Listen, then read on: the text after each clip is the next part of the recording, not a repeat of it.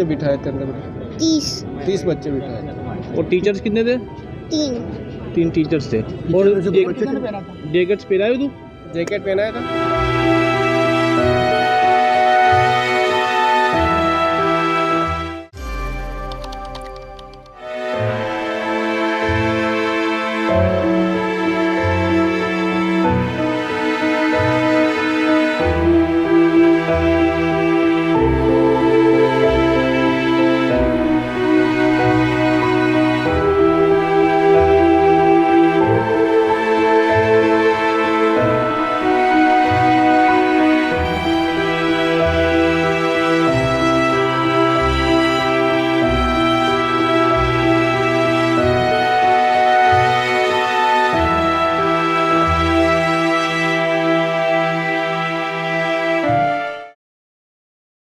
જેટલા એટલે કે 12 જેટલા બાળકો અને 2 શિક્ષકોના જે મૃત્યુ થયા છે એ ઘણી મોટી દુઃખદ ઘટના આજે ઘટી છે.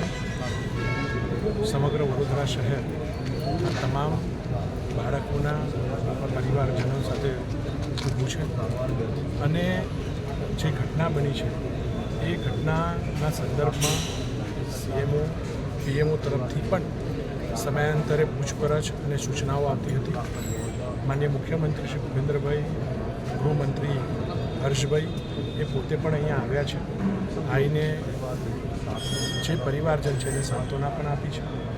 સાથે 4 લાખ રૂપિયાની સહાય રાજ્ય સરકાર દ્વારા, કેન્દ્ર સરકાર દ્વારા 2 લાખ રૂપિયાની સહાય મૃતકને અને જે વ્યક્તિ ઇજાગ્રસ્ત છે એને 50-50 હજારની સહાય પણ જાહેર કરી છે. પરંતુ આનાથી વધારે જે રીતે માનનીય મુખ્યમંત્રીશ્રી પોતે આવીને ગયા છે અને સમગ્ર તંત્ર જ્યારે રેસ્ક્યુ મિશન પણ ચાલતું હતું ત્યારે પણ અમારું ફાયર બ્રિગેડ, અમારા આરોગ્યની ટીમ અને એની સાથે પાછળથી એનડીઆરએફની ટીમ પણ આ રેસ્ક્યુ મિશનમાં જોડાઈ હતી. સમગ્ર તંત્ર એ ત્યાં કામે લાગ્યું હતું અને એની સાથે હમણાં પણ જ્યારે પોસ્ટમોર્ટમ રાતના 12 વાગે પણ, હાલમાં આપણે 12 વાગે વાત કરી રહ્યા છીએ, 12:10 ત્યારે પણ અંદર પીએમ પોસ્ટમોર્ટમનું કાર્યવાહી ચાલુ છે અને જેમ જેમ પોસ્ટમોર્ટમ થાય છે એમ એને પરિવારને સોંપવામાં આવે છે. એની પણ ટોટલ વ્યવસ્થા, તમામ વ્યવસ્થાઓ અહીંયા તંત્ર દ્વારા ગોઠવાઈ છે. આ ઘટના દુઃખદ છે અને સમગ્ર શહેર આ ઘટના બાબતે સંવેદનશીલ છે અને જે વાત આગળ કરવામાં આવે છે તો આની તલસ્પર્શી, જે પ્રમાણે પહેલાં પણ કહેવાયું છે કે આની તલસ્પર્શી તપાસ થાય એના માટેની ટીમનું ગઠન પણ થયું છે અને મને વિશ્વાસ છે જે કલમો આ કેસમાં લગાવવામાં પણ આવી છે એ કલમોના આધાર પર કોઈ બચી શકશે નહીં.